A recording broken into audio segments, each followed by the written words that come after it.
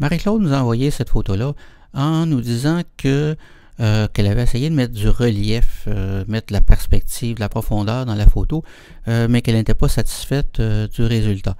Alors, nous allons regarder d'abord ce qu'elle a fait. Alors, au départ, la photo avait cette apparence-là, donc on voit qu'elle a quand même été beaucoup améliorée.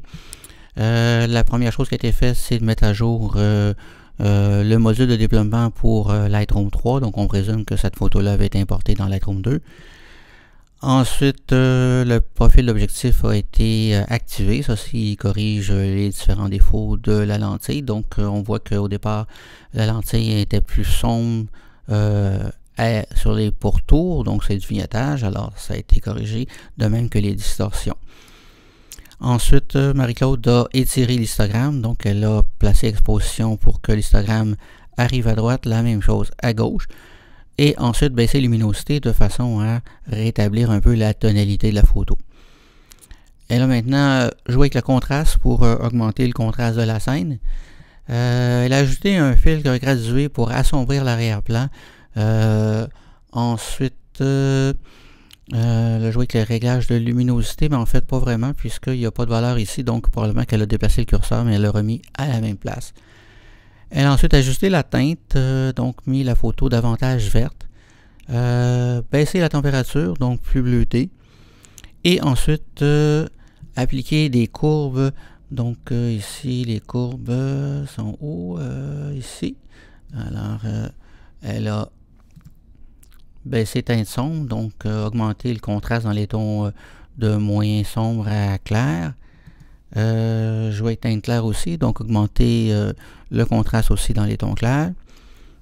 Encore davantage dans les teintes sombres, non pas du tout en fait, l'ajustement est nul, donc il n'y a rien qui a été fait.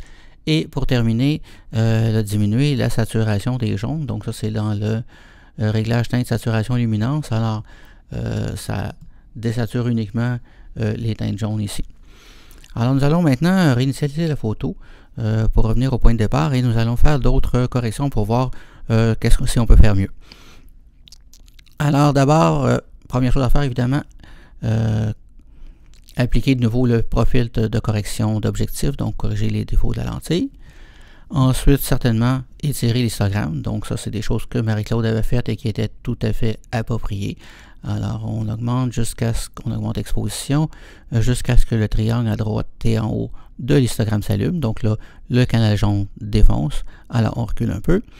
Même chose de l'autre côté. Alors, c'est le canal bleu qui défonce en premier. Donc, on revient en arrière un peu. Maintenant, la photo est trop claire. Donc, on rétablit la teinte générale en déplaçant luminosité. Maintenant, pour donner du relief à une photo, le curseur qui donne un excellent effet, c'est le curseur de clarté. Alors, ça joue sur les contrastes locaux pour faire ressortir les contrastes localement et par conséquent de faire mettre du relief. Alors, si je monte clarté, on voit que effectivement, ça met du relief à l'avant-plan, aussi dans le village ici, mais ça en met aussi en arrière. Alors, si j'annule, on voit que ça en met partout, donc je rétablis et j'annule. Alors on voit aussi que à cet endroit-là, donc ça fait ressortir assez uniformément l'avant-plan et l'arrière-plan, ce qui contribue pas tellement à faire finalement ressortir une apparence de profondeur, puisque l'arrière-plan qui est plus loin, donc devient aussi plus net, plus contrasté localement. Donc on va plutôt utiliser un filtre gradué. Alors, je mets le filtre gradué. Donc, les réglages qui sont là, c'est les réglages de la dernière utilisation. Donc, je vais remettre contraste à 0 en cliquant dessus. En faisant un double-clic, ça remet un curseur à 0. Alors, je vais augmenter le curseur de clarté. Alors, on peut l'augmenter. On commence autour de 50. Et alors, on clique de bas en haut. Donc, je clique vers le bas et je glisse vers le haut. Alors, ce que ça fait, c'est que ça applique l'effet en bas. Donc, ça met de la clarté sur le bas sans en mettre sur le haut. Alors, je peux maintenant ajuster pour en mettre davantage. Alors, ici, ça c'est trop. Donc, on trouve la valeur en allant de gauche à droite jusqu'à ce qu'on ait trouvé la valeur qui nous plaît davantage. Donc maintenant, on a de la clarté sur la partie avant.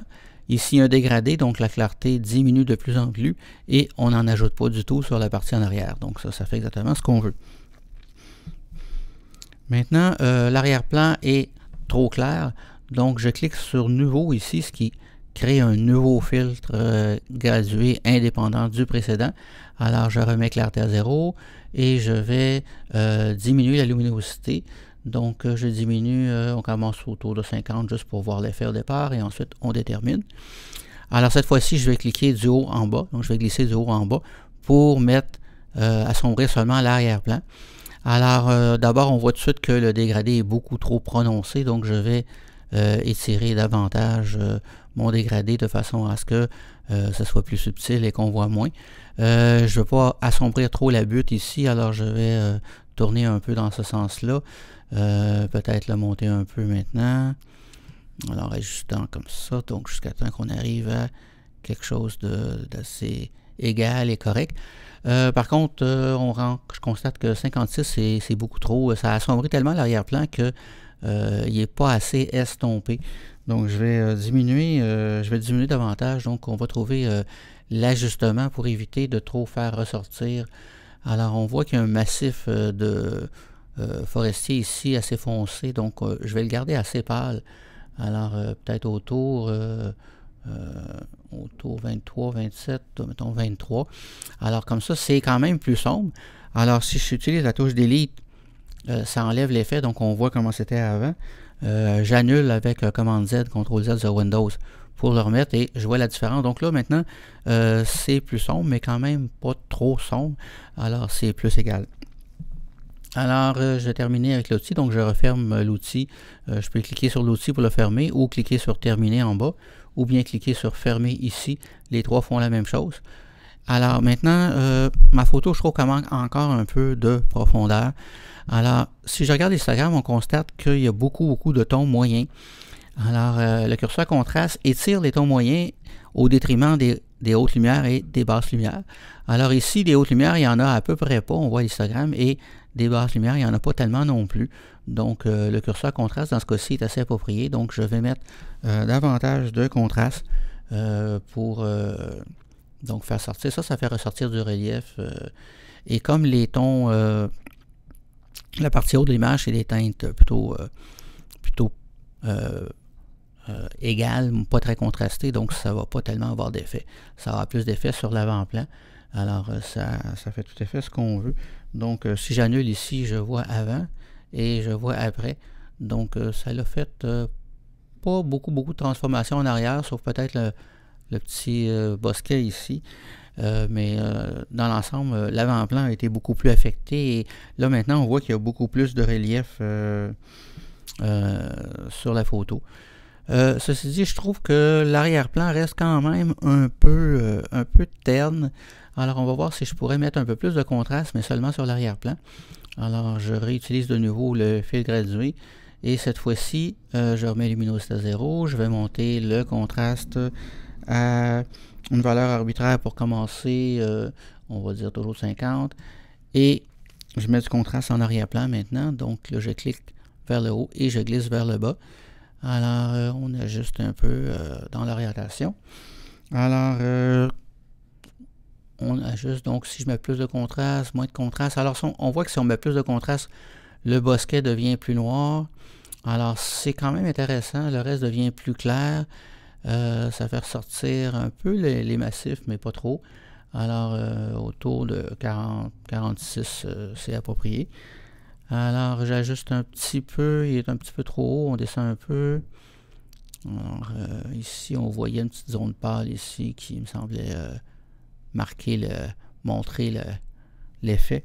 Alors maintenant, je fais delete pour voir comment c'était avant, comment c'est après.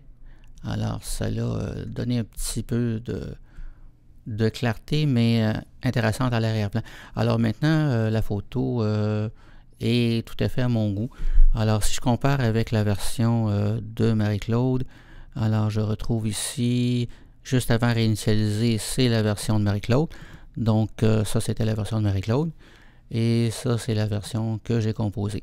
Alors, moi, je suis assez satisfait là, maintenant de la profondeur qu'il y a dans cette photo-là.